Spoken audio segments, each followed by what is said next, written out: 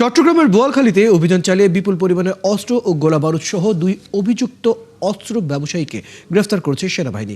গোপন সংবাদের ভিত্তিতে Boalkhali army camp commander major Rasel প্রধানের নেতৃত্বে শনিবার ভোরে উপজেলার বেঙ্গুড়া এলাকায় সেনাবাহিনীর এই বিশেষ অভিযান চলে। এতে গ্রেফতারকৃতরা হলেন সালাউদ্দিন রুমি ও সাইফুল ইসলাম বাপ্পি। তাদের কাছ থেকে 4টি বিদেশি শটগান, 2টি বিদেশি পিস্তল, 13 রাউন্ড গুলি উদ্ধার করা হয়। এছাড়া বিপুল পরিমাণ অস্ত্র তৈরির উপকরণও উদ্ধার হয়েছে। অভিযান চলাকালে সেনাবাহিনীর উপস্থিতি টের পেয়ে সন্ত্রাসীরা পালানোর চেষ্টা করলেও ব্যর্থ হয়। পরে তাদের স্বীকারোক্তি অনুযায়ী পরিত্যক্ত বাড়ি, গোয়ালঘর এবং নির্মাণাধীন ভবনের বিভিন্ন স্থানে লুকিয়ে রাখা অস্ত্র ও গোলাবারুদ উদ্ধার করা হয়। মেজর রাসেল প্রধান জানান, রুমির বিরুদ্ধে অস্ত্র মামলা সহ মোট 6টি এবং বাপ্পির বিরুদ্ধে 4টি মামলা রয়েছে। আসামিদের বোয়ালখালী থানায় হস্তান্তর করা হয়েছে।